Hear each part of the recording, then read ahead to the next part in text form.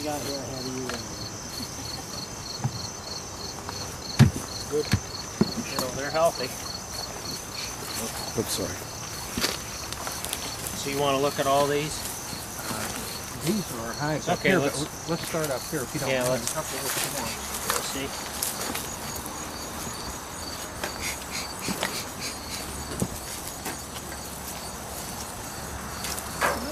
That was a new queen that we just put in here.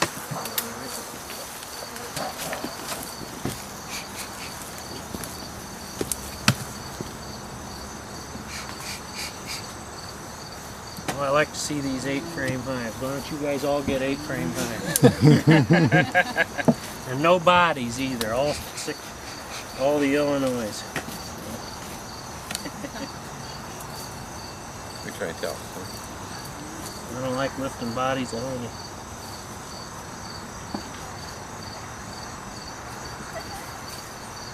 Nice queen pattern.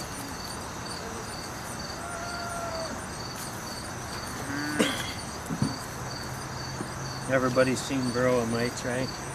Yes, and these were just treated for varroa Alright. a few weeks ago. Can you tell them on the? Can you see them on the bees? I am not seeing any yet, but if I see one, I'll point it out if you'd like to see one on the bee. They're easiest to see when they're on the middle of the thorax, on the back. Sometimes you'll see them on the abdomen underneath the wings of the bee.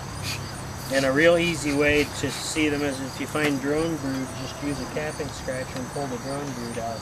Because against the white larvae or pupa, the mite stands out much better.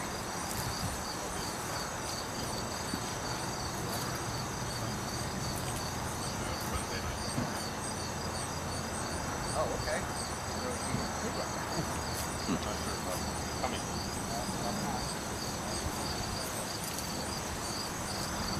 Being a novice, isn't that a kind of a weak population right now? Expect more bees than that? Well,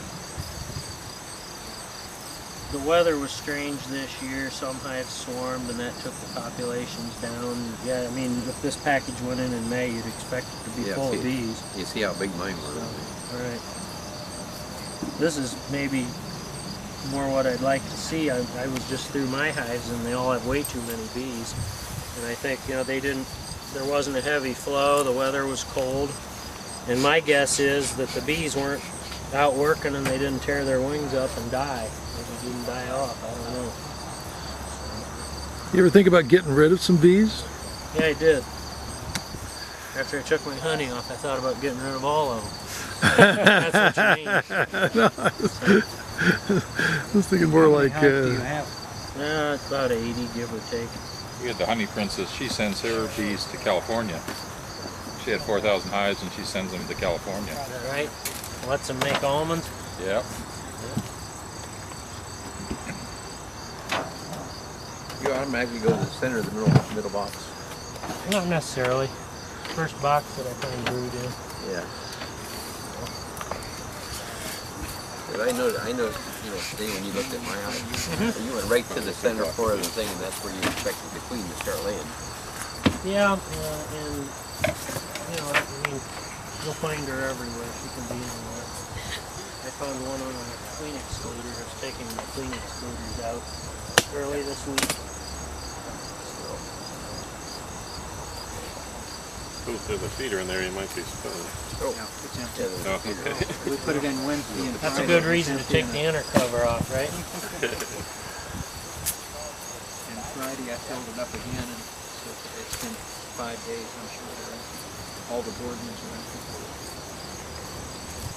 We brought more sugar to feed. If you're worried about rolling bees, obviously it's better to take an outside frame out and then move all the frames over. You know, you risk rolling the queen if you take them out of the middle and you're not very careful to keep the frame centered. Were these put on this foundation? Spring? Yeah. It's your Like what? foundation.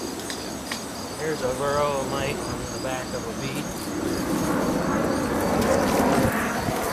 See this one? Okay, yeah, I see it. Yeah, right there.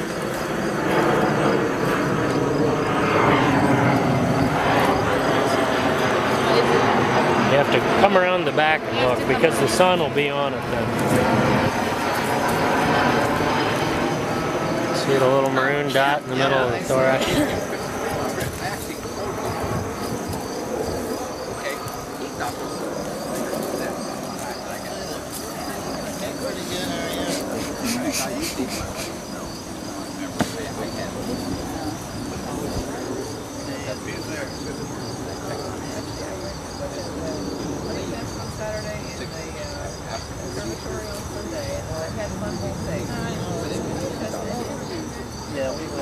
Yeah, he's found one. And if you go to put this frame in, you see how the bees are balled up on the open honey? So you know you wouldn't want to put that frame in. You're going to roll bees and get stung. So you're better off to shake them off and then frame right in, no problem.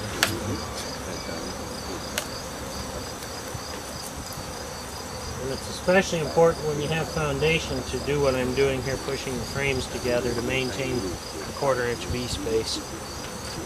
If you have foundation and you put a box of foundation on like this, they'll build a parallel comb in here and they'll attach it to the foundation, and then when you try to remove it, you'll tear your holes in your foundation. So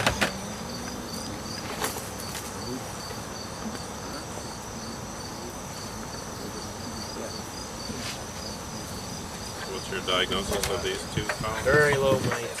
I mean, they're in good shape. I mean, you know, a good thing to do is, if you're going to assess the winter stores, is to tip the hive. And these are all light and meat fed, which you're doing. So. How much feeding do you think it takes? How many gallons of stuff before You they get? shouldn't be able to tip this hive with these 3 boxes. So, I mean, this is heavier, but I shouldn't be able to do this. I should have to give it all my might to go it. So you thinking maybe like 20 gallons of sugar water? Well, I don't know. You know, Lots and lots. Huh? just keep feeding them as long as they'll take it.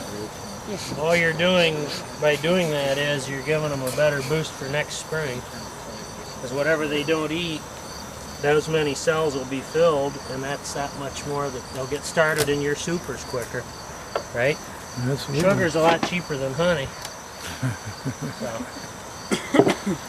you can take the honey and feed them the sugar.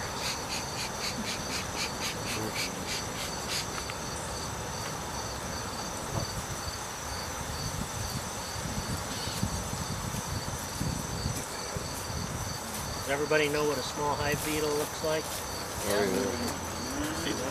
Yeah, if I can catch him, he's down in this track in the frame rest.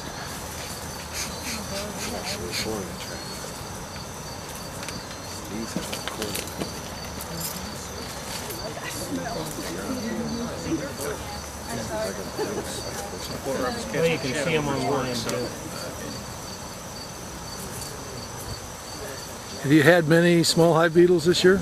I've seen some adult small hive beetle, and they're sort of similar to wax moth. They're just an opportunist waiting for a hive to get weakened from some other means to then take over and you know, destroy the combs. The only thing, the beetle will ruin honey stored in combs. So really, you have to take your honey off and extract it. You can't store it for weeks on end in the combs like you used to be able to do.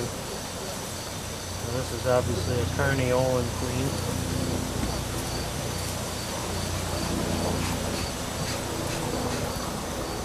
You oversmoke the hives pretty heavy? Well, I mean, sort of like what you typically do. You know, everyone's standing around here with no veil, so we're trying to really keep it calm. Sorry. I think more than I normally would. I could try something while you had this open. This is